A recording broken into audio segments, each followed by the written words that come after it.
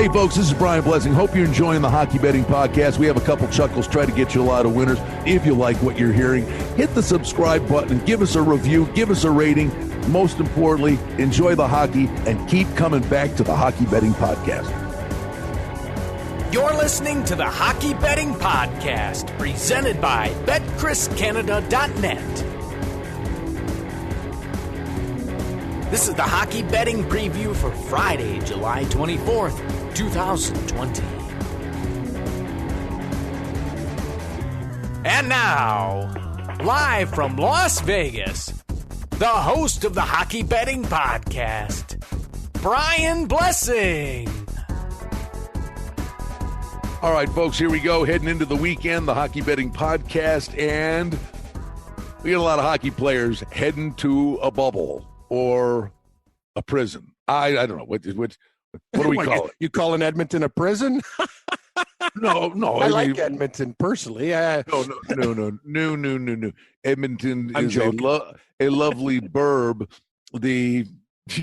Where these guys, how many square footage of Edmonton are they going to be living in for the next whatever? Excellent point, Brian. But I don't know. On the NBA bubble, I see guys crushing beers in Mr. Turtle pools. I'm seeing guys catch fish.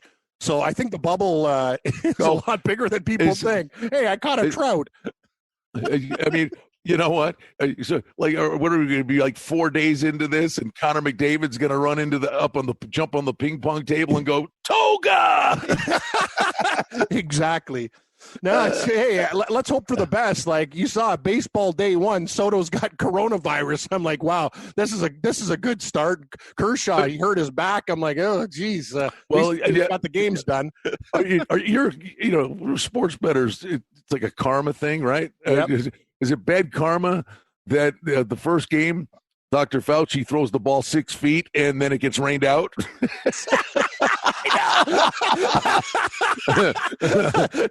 Dr. Fauci's opening pitch. Yikes. That was awful.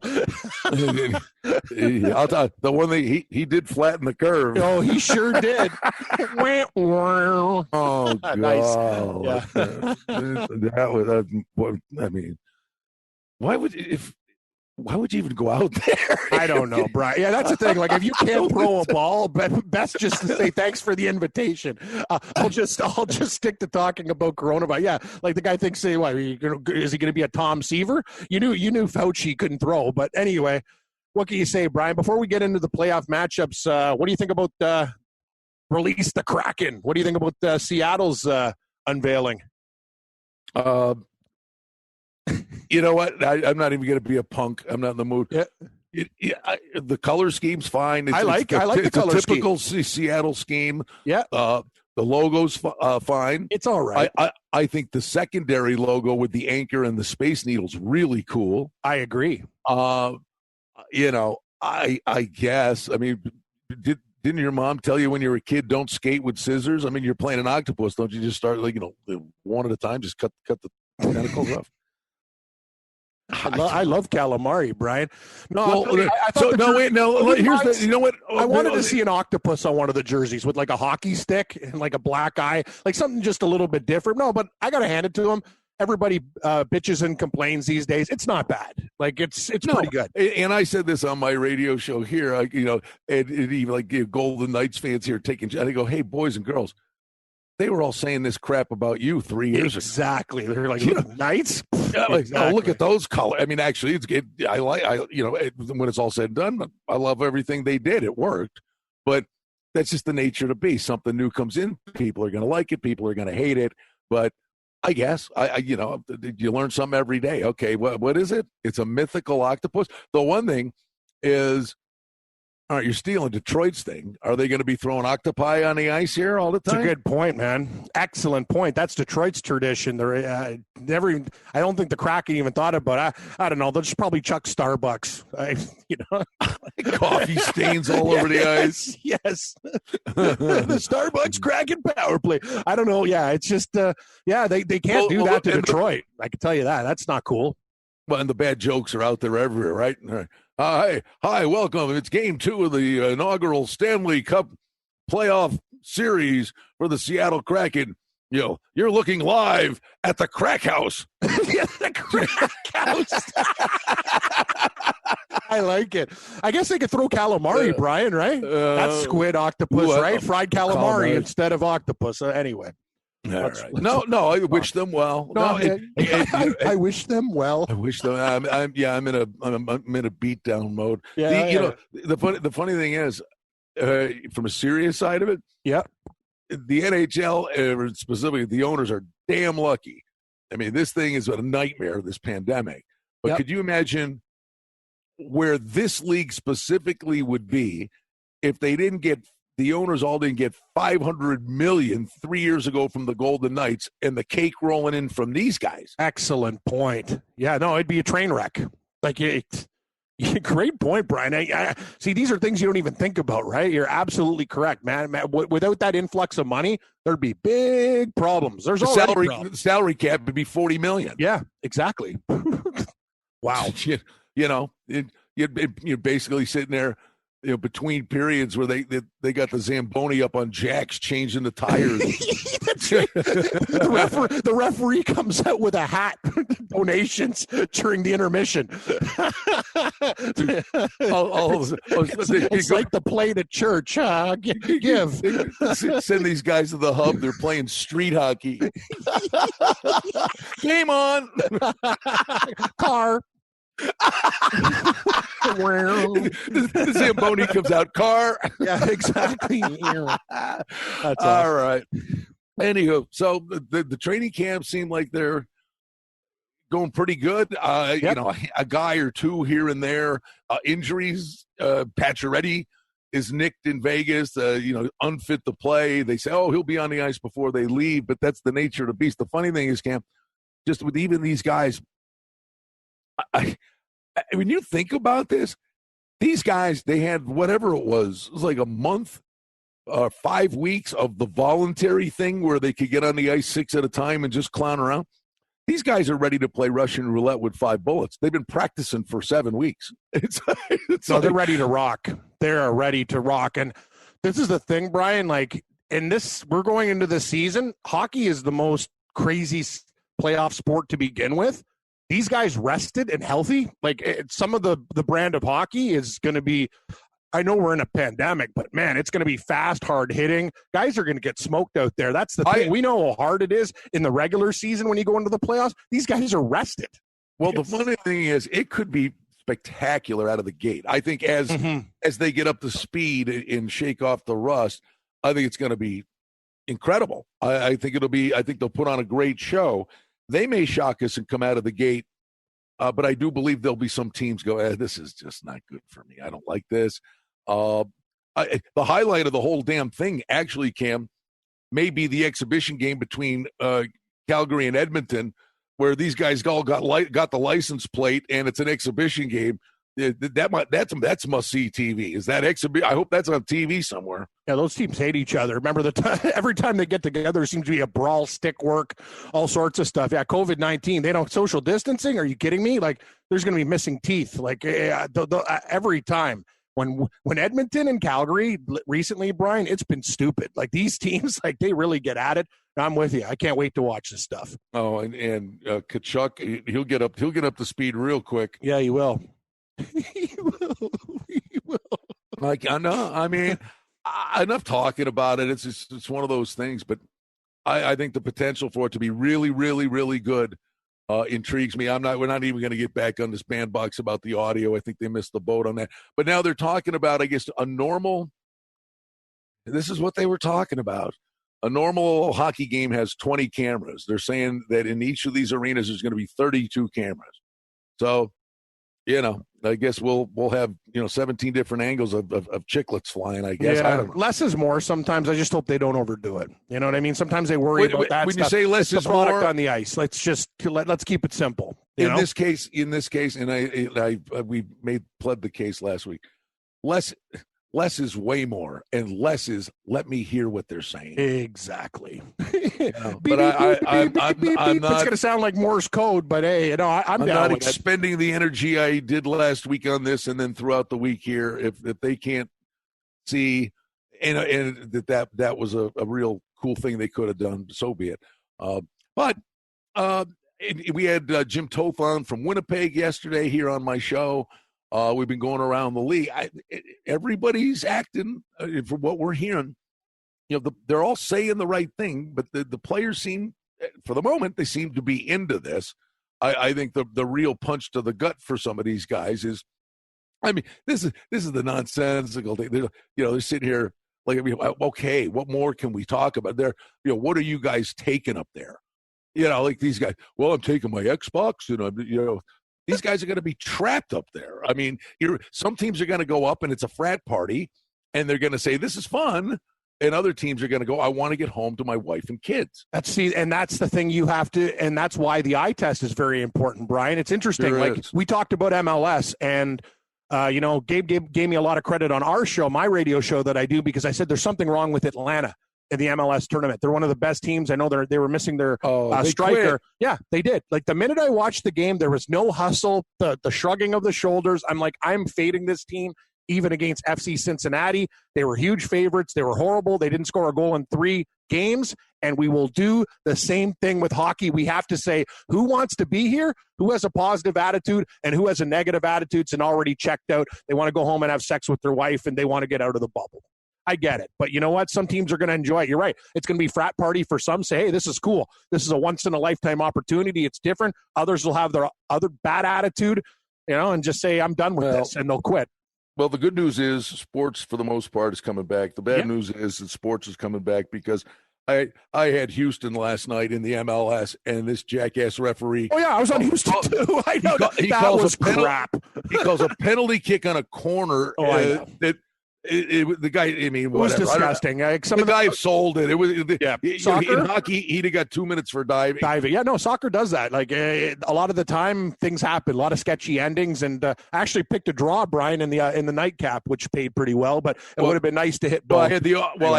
I had Houston hooked to the over in the nightcap. Yep. So of course it listen to us. We could do it all. The MLS report with Brian and Cam. In a million years, me even thinking, if you'd have told me a year ago, next year at this day you're going to be sitting here and you're going to know that Atlanta's bad in the MLS, and Columbus is a monster, and LAFC is a gold mine over, and exactly. And please get me back to hockey. No, it's going to be diverse, but what are we going to do, Brian? What are we going to do with this stuff? That's the question. Again, if you've been with us right along, I'm not getting off. I like Winnipeg. I know we disagree on this one. I think Columbus is viable. They could get swept too, but I think Columbus against Toronto is an intriguing matchup. But again, Cam, it's like the parting shot we would say to people as this thing's going to begin. Watch these guys, and you can sit there with your analytics and your expected goals on. Just shoot me in the head. Watch the game. Just watch the game, and you'll be able to tell who cares. Also watch the line.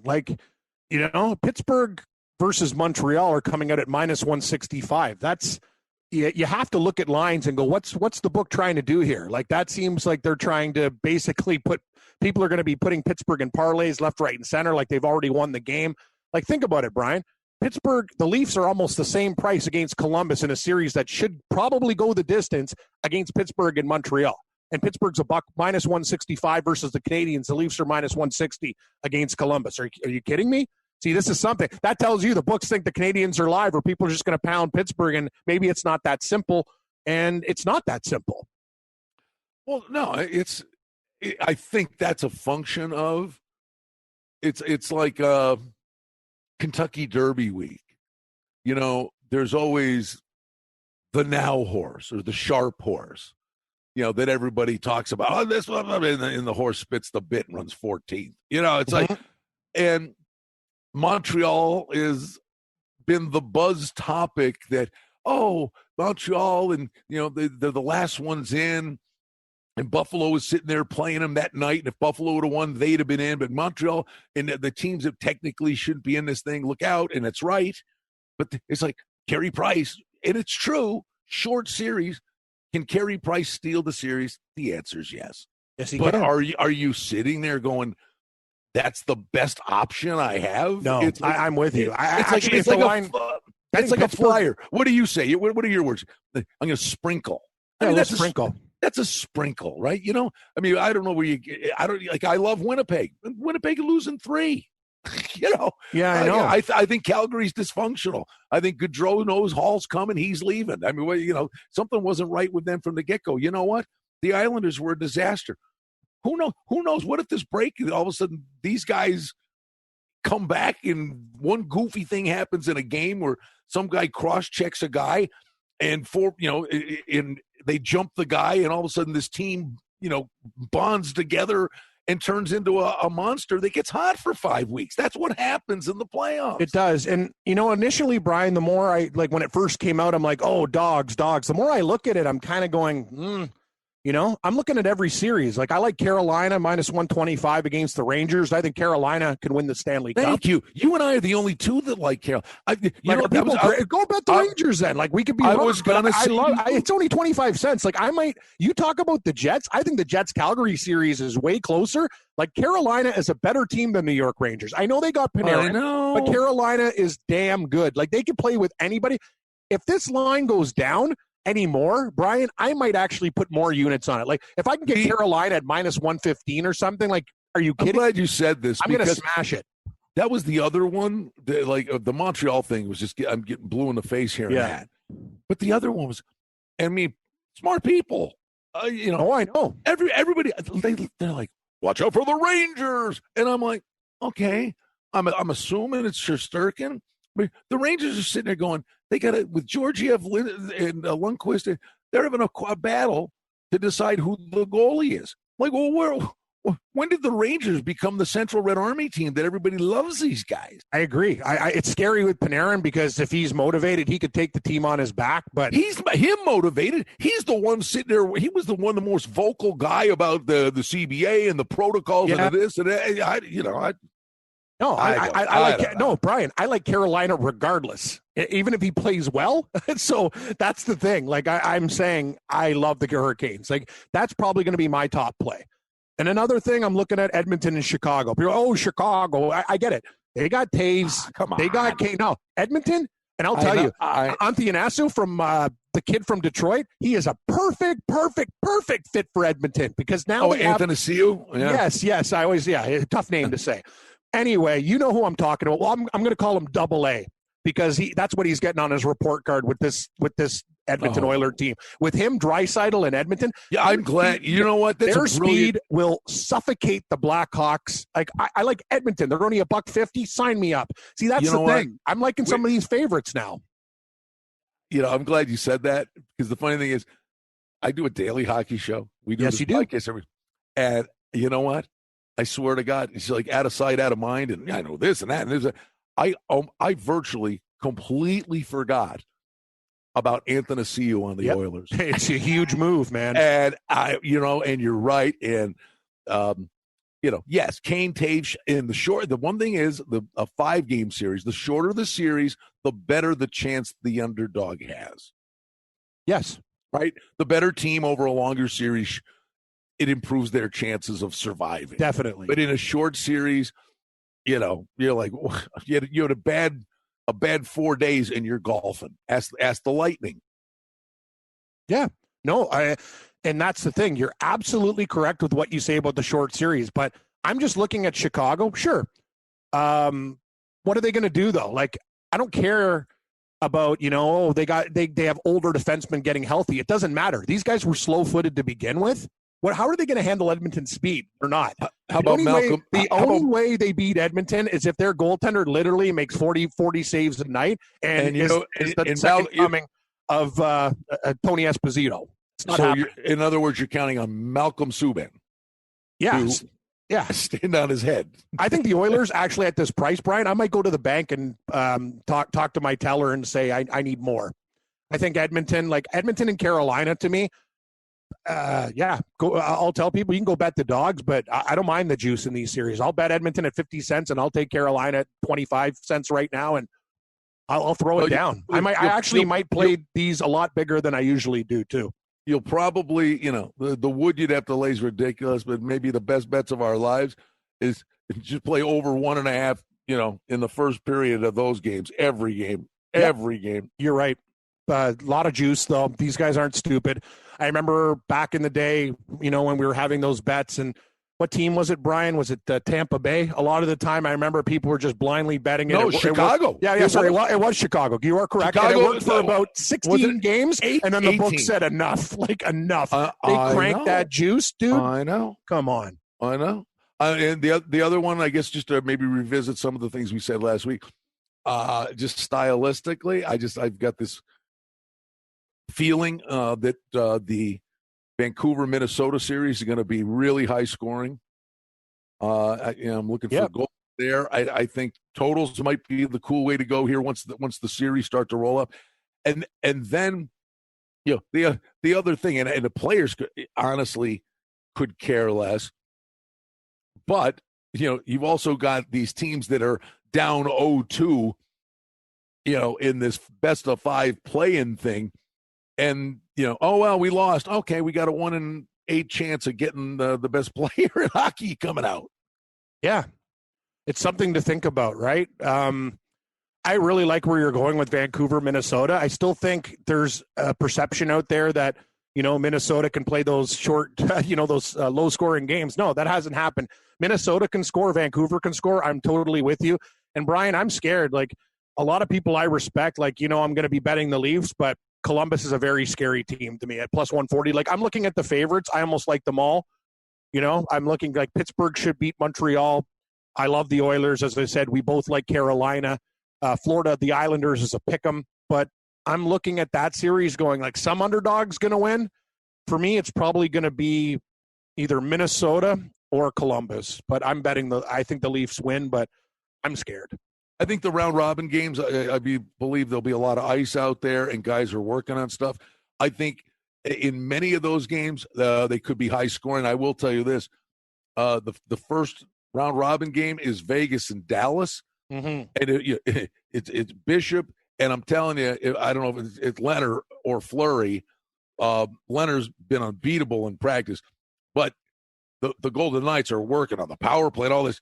And the one thing is, in practice, they're having a hard time. They're creating chances. And they actually did this during the season. They're having a hard time putting a puck into that. So that first round robin game, if I was ever going to look at an under, it would be that Vegas-Dallas game. Oh, I couldn't agree more.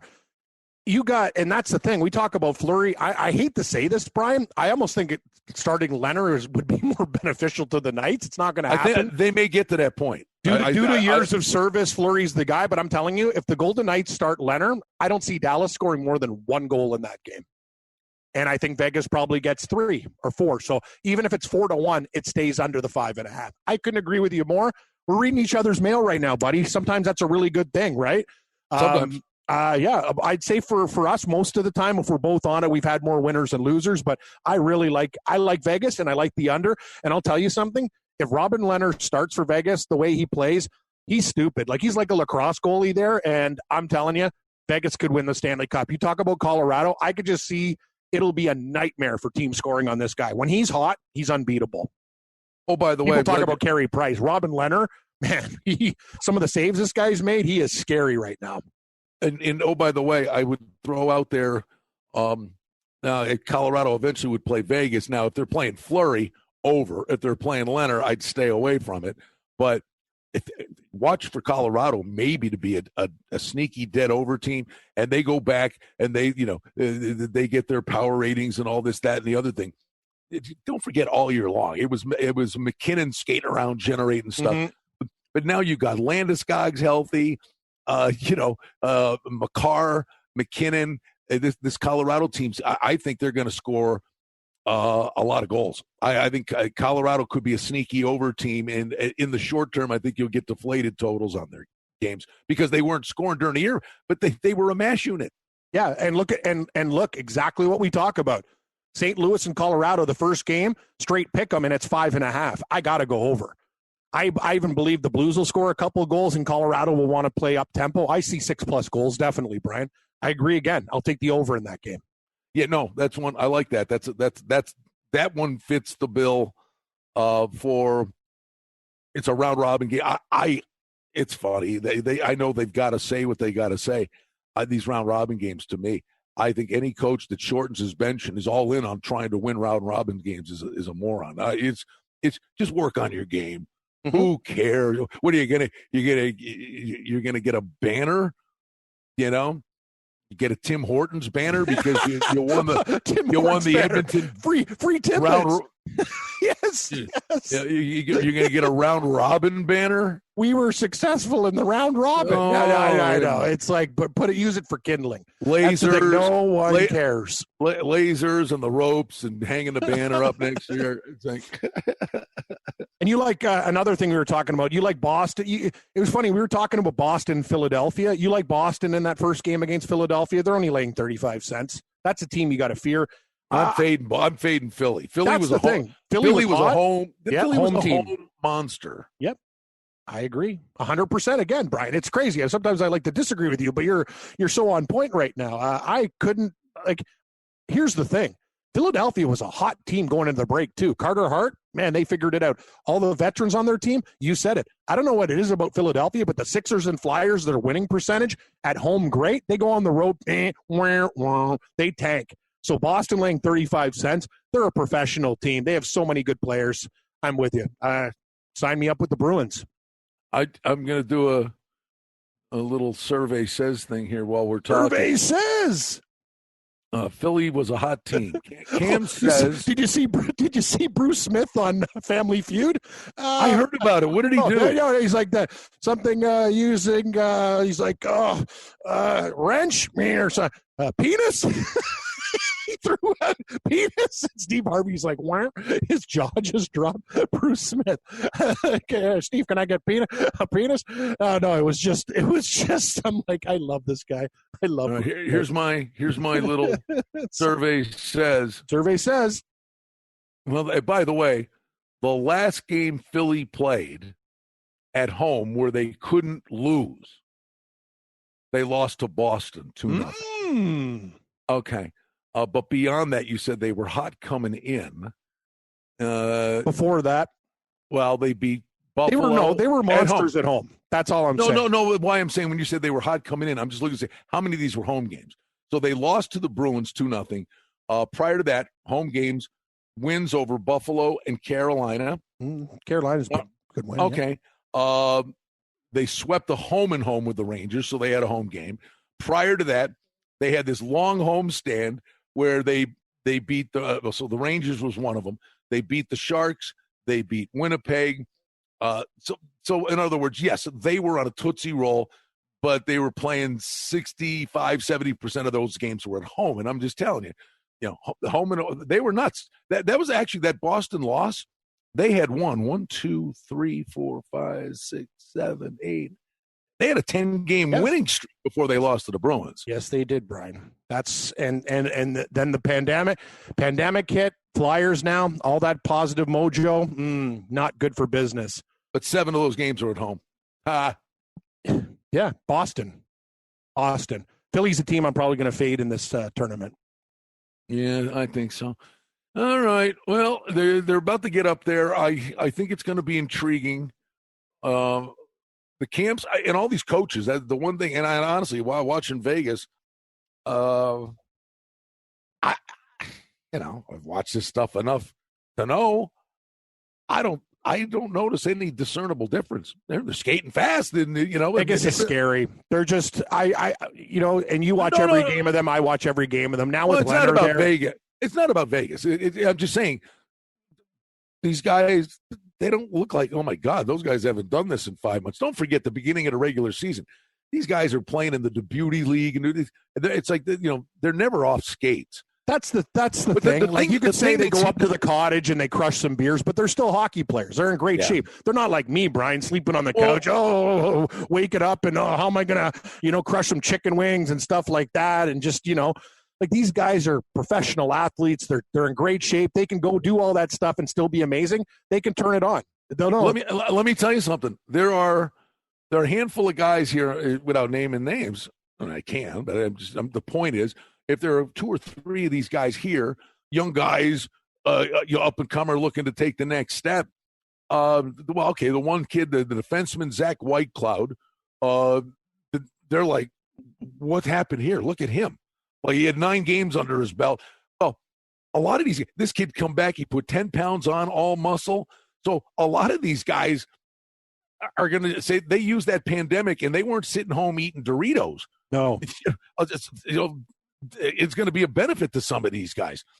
I'll tell you what, the 7 teams that are out, when these guys come back, they better all look like the Michelin Man. It's true. Like, and even looking like when I looked at some of the basketball players, Kyle Lowry and Gasol on the Raptors look like they went in a Mr. Universe contest. Like, Kyle Lowry's always had baby fat. Like, he looks ripped now. Gasol looks like an absolute animal. He's like, hey, Greek freak, you want to bring it? Because I'm ready. Like, I beat you before. Now I'm in better shape. So you're right. A lot of these guys, I assumed, it's human nature to take a little bit of time off and not work as hard, but they're different people than us, Brian. They're athletes. That's their job. And a lot of these guys are in the best shape of their lives. Well, it was an interesting season.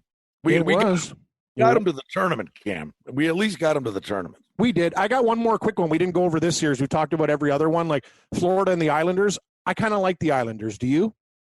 I got a future on the Islanders. I'm hoping. I don't trust either team, though. I don't think I'm going to bet the series. I'm just going to wait and probably play totals. It's a tough one. I believe it's correlated. If you like Florida over, Islanders yeah, up. I think it's correlated. But don't forget, Bobrovsky couldn't stop a medicine ball all year. No, he couldn't. But I'm with you. Tough. I think you watch, and those are the kind of teams I watch and go, oh yeah, nothing's changed. They're still a dog's breakfast. They're a mess. They're bad. B, they don't want to be there. So you might get the gold mine play in an elimination game on a puck line or something. Yeah, that's what you got to do is watch. Yeah, those are the parting words. Watch. You're a hockey fan. Eye test is important. You're right. These analytics guys, that's the thing. Like, it works sometimes. Yes, you can win a DFS contest and $50,000, and more power to you. I didn't go to Yale or Harvard. I didn't go to Ivy League. I went to community college. But I'll say this. We won money with the MLS tournament, watching the games and seeing what teams didn't want to be there. That's the bottom line. Do the same thing with hockey. What do you get out of community college? A goat skin? I didn't even go to my graduation, Brian. Who cares? Send me the diploma in the mail. I don't even know what I use it for. Probably firewood. The last words. We'll wrap it up with this, my dear friend. I watch the game. If you're a hockey fan and you're going to bet on these things, and you watch the game, and it's the Caps, and you watch their first game, and you go, yeah, it looks like the Caps. or yeah, they don't look like the Caps. Ovechkin's on the periphery skating around. That's the thing, and these are easy things to see. Like, yes, if he's not running through people, you'll know. Okay, this is good. Now I know I can bet against these guys. Exactly. You watch the games. If they're not the same people, they're not finishing their checks. They're not coming back like the way he played when he was possessed when they won the Stanley Cup. Yeah, then you fade them. Exactly. You got to give it the eye test, buddy. Couldn't agree more. And you know what? Body language. I mean, turn us all into Dr. Phil here. But a guy's body language, like, oh boy, he's just that guy is his. What do we say, Cam? The old sports guy, run for the bus, man. Right? I mean, he's already there. He's checked out. That guy's head is on the plane already. He's home. Yep. You are so correct, buddy, and that's that thing. And we noticed it in the other tournament, and it's very, very important to do. That's why we're going to do other games. There's going to be a couple on. Like, I'm going to PVR everything, watch them again. These are betting things that you're going to do. What? What do they call this in Canada? What, PVR? Like tape it? What's that? It means I am taping it and watching the game again. Taping it. What do you call it? DVR down here. What's PVR up there? Maybe is it DVR? I call it PVR. DVR down here. Maybe I'm a stooge. It could be DVR. I call it PVR. Well, I don't know. It's in the damn box. Hey, look, if you're sitting in front of your recliner drinking Remember, milk out Brian, we have milk in bags. I was going to say, PVR. if you're sitting on your recliner drinking milk out of a bag and PVR in the game, then have a good time. That's another thing. So I buy milk in bags the other day, and the worst is you put it in your fridge and you pour it, and the bag's not in the right way, like all over my floor. I'm like, what? Like, can I get a plastic jug? All right, stupid. And but this is the way cheaper in the bags. This is the way we should end this thing. It's the same. So, like, do you then have to get hand sanitizer to? Yeah, I don't know. Do I the wash bag. My hands. I get the the thing is, it's a you got you got a hand sanitizer, the scissors. You got a hand sanitizer, the bag. We do. And the cow's sitting there going, "What are you guys doing?" Yeah, the cow's like, "You're a stooge." You moron. Anyway, we do have cartons though, but bags are cheaper. Anyway, that's Canadian milk tips with Brian and Cam. Bags suck. I love you, buddy. It's Hub City Central. Hey.